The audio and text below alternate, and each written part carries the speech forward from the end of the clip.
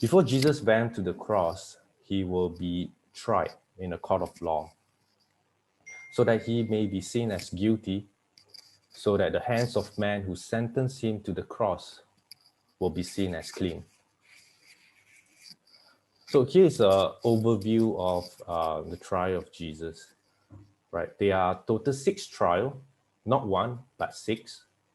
And many of us have read the 4 Gospels, right? Matthew, Mark, Luke, and John, that give us 4 perspectives, 4 angles into the life and ministry of Jesus. And if we read and put together the 4 Gospels, we will see fuller picture of the total 6 trials that were carried out on Friday from around 2 a.m. to 10 a.m. So the first 3 trials were before the Jews, and then the next 3 trials were before the Roman court.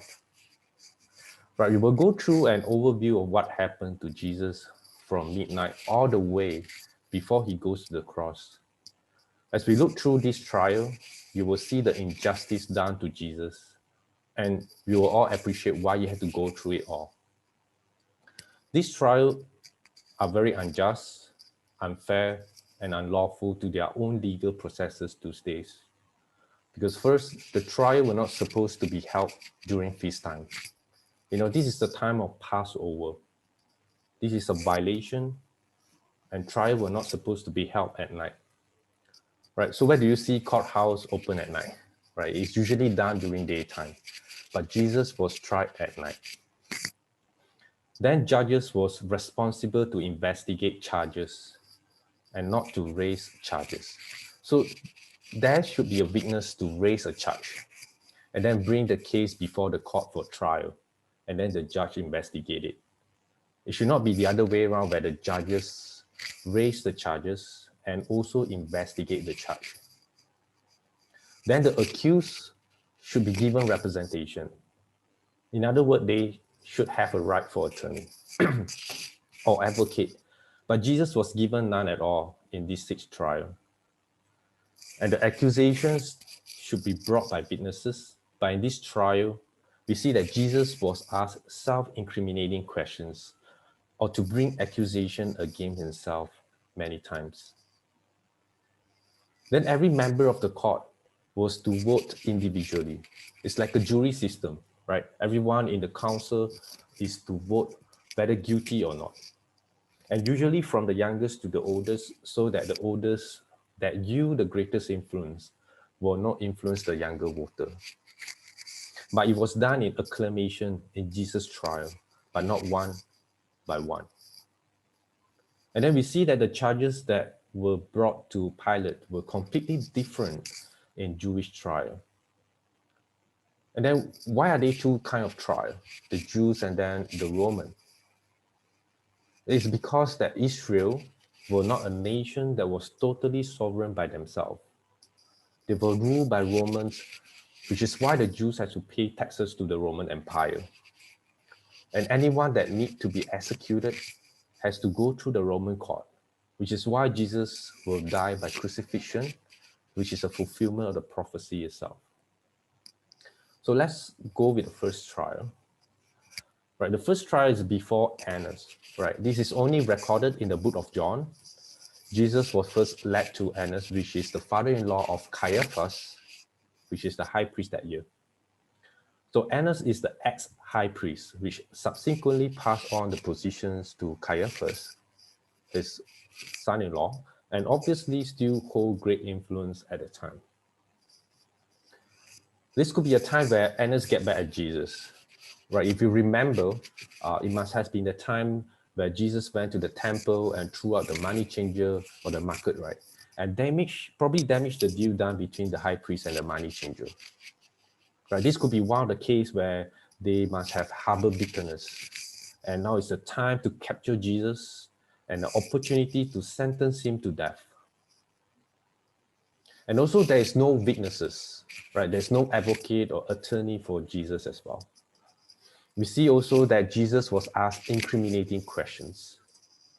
In John chapter 18, right? Meanwhile, the high priest questioned Jesus and his disciple and his teaching. I have spoken openly to the world, Jesus replied.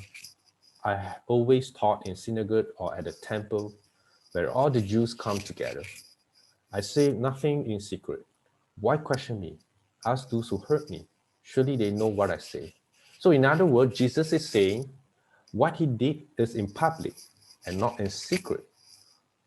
So what are their accusations? And then when Jesus replied, say this, right? One of the officials nearby him slapped him in the face. Is this the way you answer the high priest? He demanded. If I say something wrong, Jesus replied, testify as to what is wrong. But if I spoke the truth, why did you strike me? So the judge is acting as a prosecutor, right? There's violence against the accused. We see the man standing next to Jesus slap him, and then there's no witnesses. Then Annas sent Jesus to Caiaphas, the high priest, which is the second trial. We see all the chief priests and elders were already there. They were all ready, and it's in the midnight. So this is definitely a planned arrest and trial. It's a scheme where they were ready to sentence Jesus to death. The chief priests and the whole council were seeking testimony against Jesus to put him into death, but then they found none, right? Because there's no witnesses. Annas couldn't find one, so they tried Caiaphas' house, trying to get more evidence. Matthew chapter 26, the chief priests and the whole Sanhedrin were looking for false evidence against Jesus so that they could put him to death, but they did not find any, though many false witnesses came forward. Finally, two came forward and declared, these fellows say, I'm able to destroy the temple of God and rebuild it in 3 days. Well, Jesus did say, destroy this temple and I'll raise it up in 3 days. But he was talking about the temple of his body. But they related it to the temple that they have been built, right? And so they take something that is true and they give it a twist in such a way that it can be used against Jesus. And this is false testimony.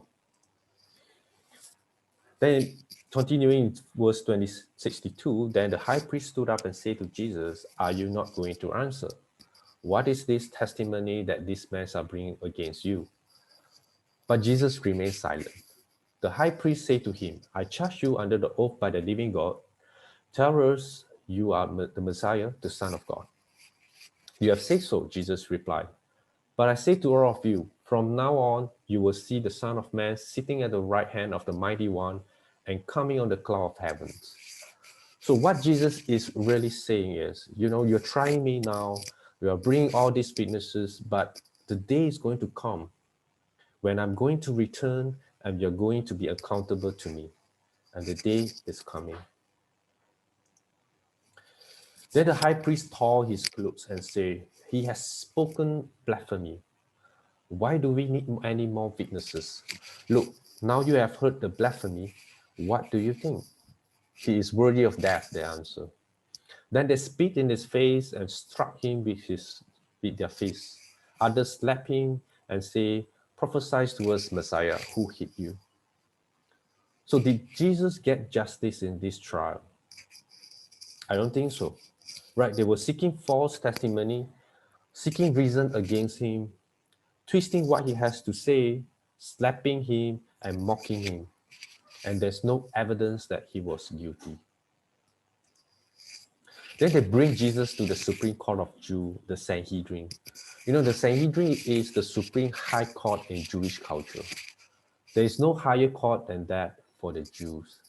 It's made up of respected men, religious leaders, and whatever they decide will be final. So Luke chapter 22, at daybreak, the council of elders of the people, both the chief priests and the teacher of the law, met together, and Jesus was led before them. If you are the Messiah, they say, tell us. Jesus answered, if I tell you, you will not believe me. And if I ask you, you will not answer. But from now on, the Son of Man will be seated at the right hand of the mighty God. They all asked, are you then the Son of God? He replied, you say that I am. Then they said, why do we need any more testimony? We have heard it from his own lips. And again, Jesus is condemned, right? And his testimony is taken and twisted, and there's no impartial hearing of all the evidence against him. So these were three Jewish trials. All of them were conducted very rapidly, right, in just one whole entire midnight. And all of them were conducted, some without witnesses and some with false witnesses. And all of them involving Jesus Christ being humiliated, beaten, and slapped, But now they have to turn him over to the Romans to get him to put to death. So they brought him before Pilate, which is the first trial in the Roman court.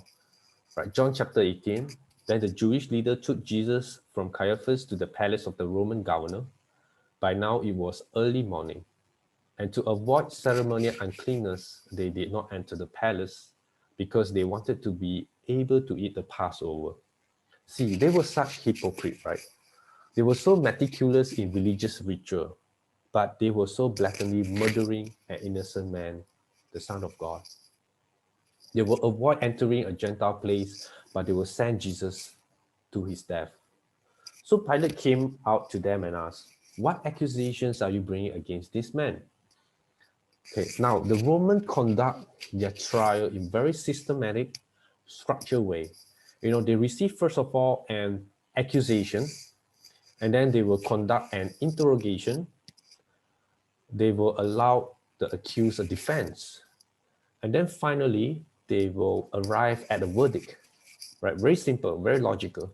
Accusations, interrogations, defense, and then verdict. So Pilate asked, what is their accusation? They answer him, if he were not a criminal, we will not have handed him over to you. So come to think about it, what accusations is this? Right? Because they can't find something at this stage. They just randomly say something. So Pilate said to them, then take him yourself and judge him by your own law. Then the Jewish leader replied, but we have no right to execute anyone, they objected. So this took place to fulfill what Jesus had to say about the kind of death he was going to die. Right? But then in Luke chapter 23, we have the Jewish leader accusing Jesus of forbidding them to pay taxes to Caesar and saying himself the king. So what they accuse him before Pilate is totally different from the charges they have laid for him in the Jewish trial. In the Jewish trial, they have no evidence or witnesses, and ultimately they concluded Jesus as blasphemous. But now when they brought Jesus before Pilate, they changed their story, because the Roman will not execute someone blasphemous because there was Jewish things. But they knew that the Roman will not tolerate treason or uprising. So in order to get Jesus executed, they thought of the most severe charge, which is accusing Jesus, forbidding them to submit to Caesar or pay taxes to Caesar, because Jesus claimed that he is king. But all these are lie, because Jesus already said, render unto Caesar the things that are Caesar. So Pilate have no choice, right, but to call Jesus to his headquarters and ask, are you the king of the Jews? Is that your own idea, Jesus asked, or the other talk to you about me? It's interesting that at this point of time, Jesus is stirring the heart of Pilate. Am I the Jew? Pilate replied. Your own people and chief priests handed you over to me. What is it you have done? Jesus said, my kingdom is not of this world. If it were, my servant will fight to prevent my arrest by the Jewish leaders. But now my kingdom is from another place. You are the king then, said Pilate. Jesus answered, you say that I'm the king. In fact, the reason I was born and came into the world is to testify to the truth. Everyone on the side of the truth, listen to me. What is truth? Retorted Pilate. With this, he went out again to the Jews gathered there and said, I find no basis for the charge against him. So Pilate now thinks that, what is truth? But this has nothing to do with the court case, right? I think the answer that Jesus posted to Pilate caused him to think about his own soul and ask, really, what is truth? And for that moment, he pondered that, but because he knew that he had a task to do, he swept that aside and he went outside to the Jews and told them that after his interrogations and heard the defense of the accused, his verdict is Jesus is not guilty. Jesus is not fighting against Caesar, case closed. But the Jew was not to let Jesus go. Then Pilate learned that Jesus is teaching in Galilee and it should belong to Herod's jurisdiction. So he pushed the responsibility and sent it over to Herod Antipas, who was himself in Jerusalem that time. So this is a fifth trial. And what happened at Herod's trial? Nothing much really.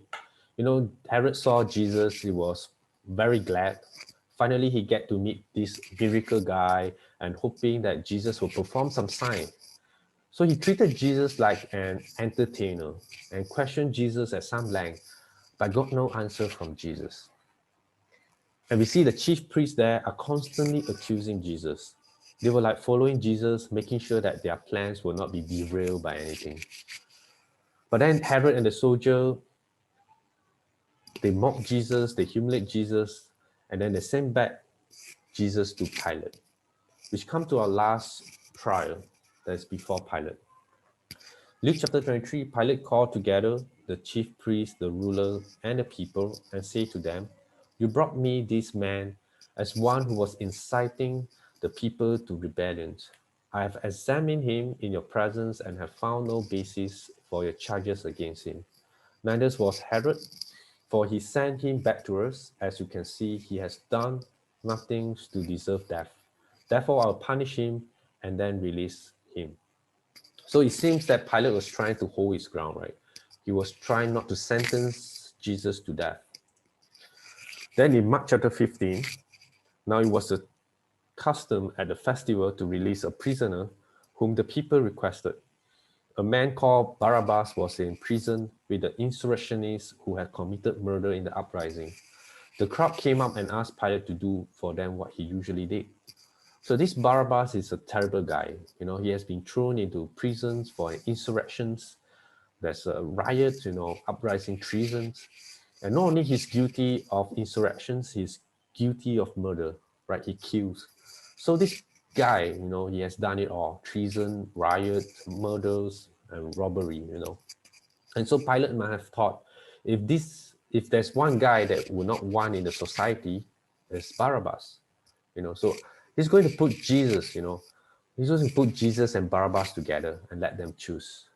And surely, by common sense, you will have let Jesus go, right? Because Jesus is a good guy. He healed, he taught, he blessed. Barabbas killed and he robbed.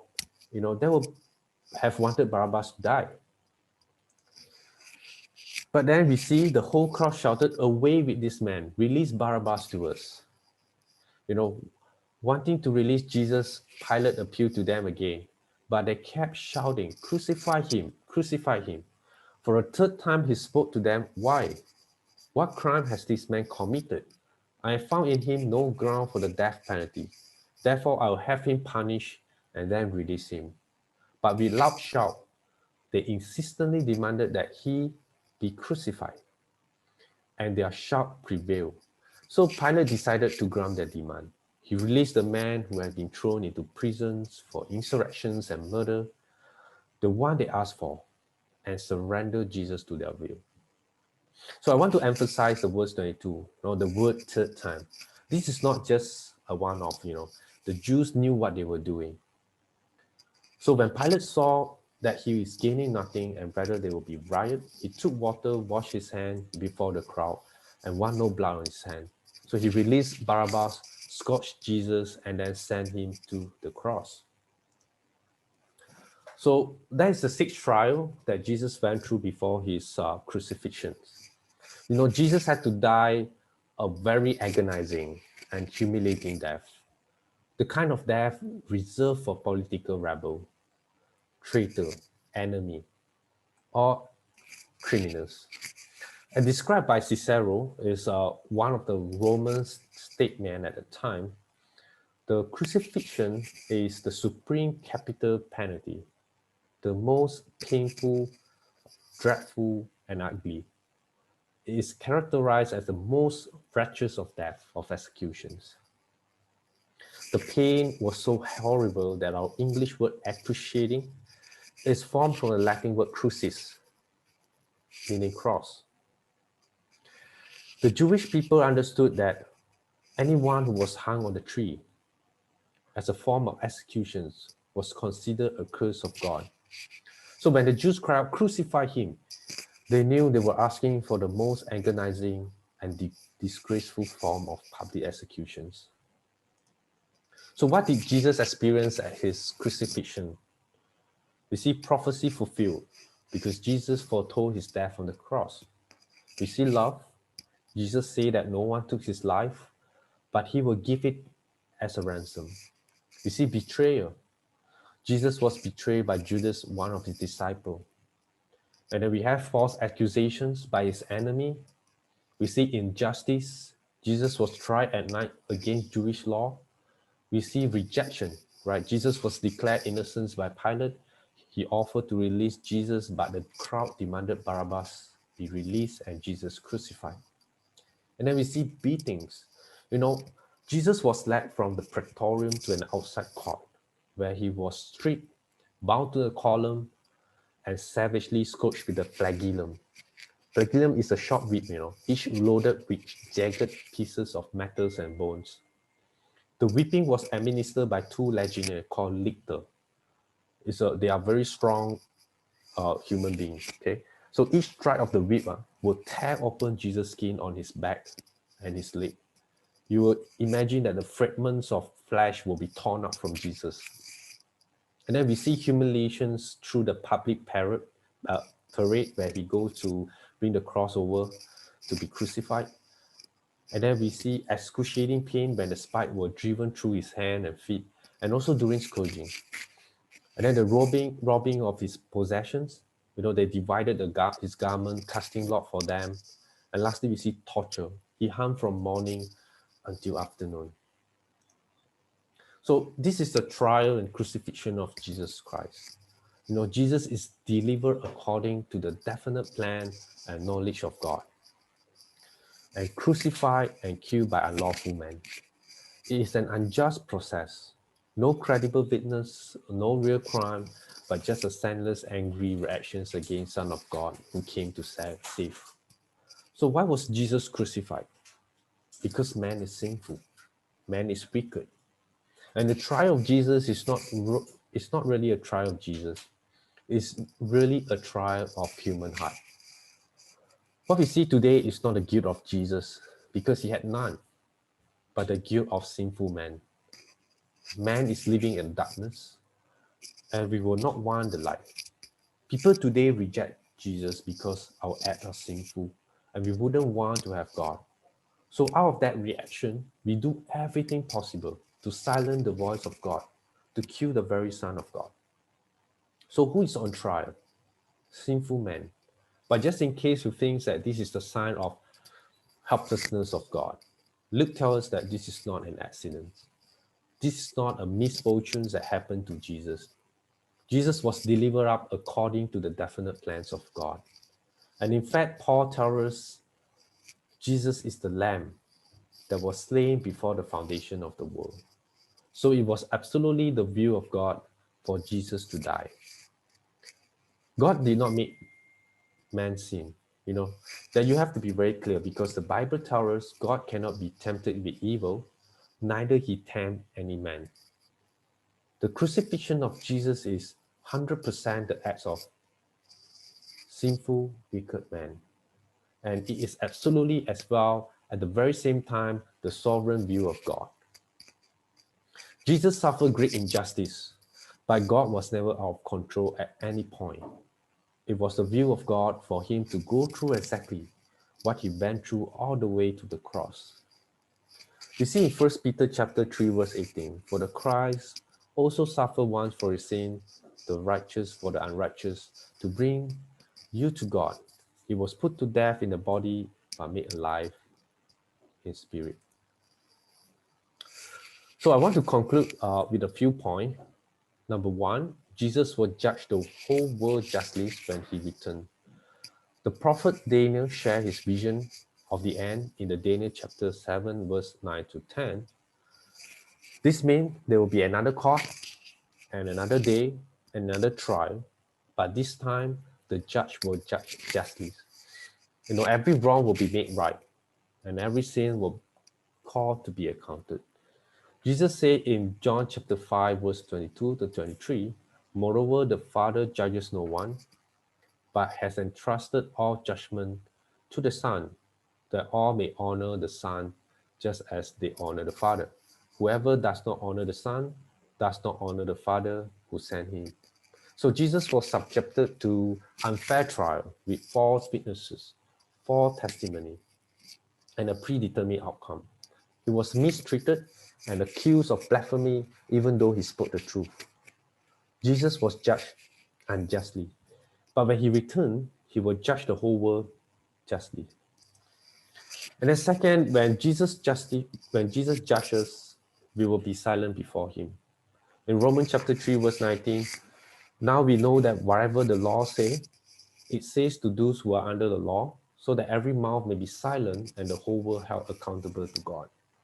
So Jesus was silent before his accuser because he chose to be silent. But when Jesus judges us, we will be silent before him because we are guilty and we will have no other choice. And number 3 is don't retaliate when you are treated unjustly, but trust God. So this is a lesson that is drawn out for us in 1 Peter chapter 22, verse 21 to 23. To this you were called because Christ suffered for you, leaving you an example that you should follow in this step. He committed no sin, and no deceit was found in his mouth. When they hurled their insult at him, he did not retaliate. When he suffered, he made no threat. Instead, he entrusted himself to whom who judge justly. So when you are treated unjustly, the usual reaction is, to get back at them, an eye for an eye.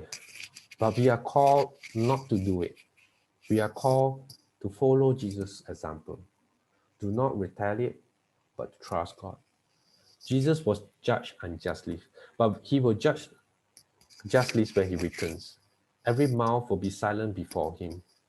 And we are called to follow Jesus' footsteps and let God be the judge. And then consider Jesus Christ, his suffering. It's for your substitute, your sin, your trial, your sentence, your punishment, and your execution. Why the injustice and suffering? Because it is for us. We are the guilty one. We are the one who should be spat on, beaten, nailed, and condemned in hell.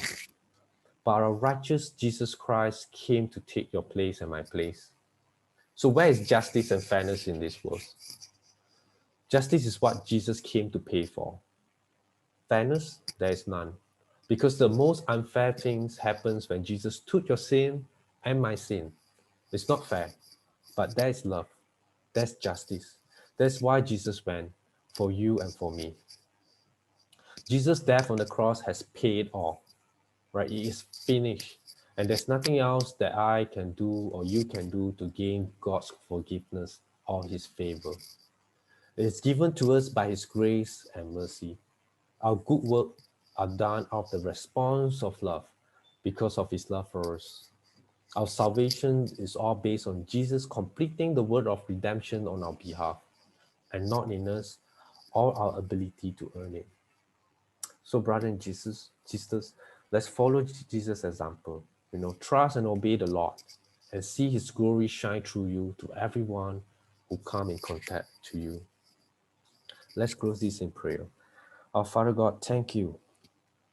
Thank you and bless your word to each one of us here today.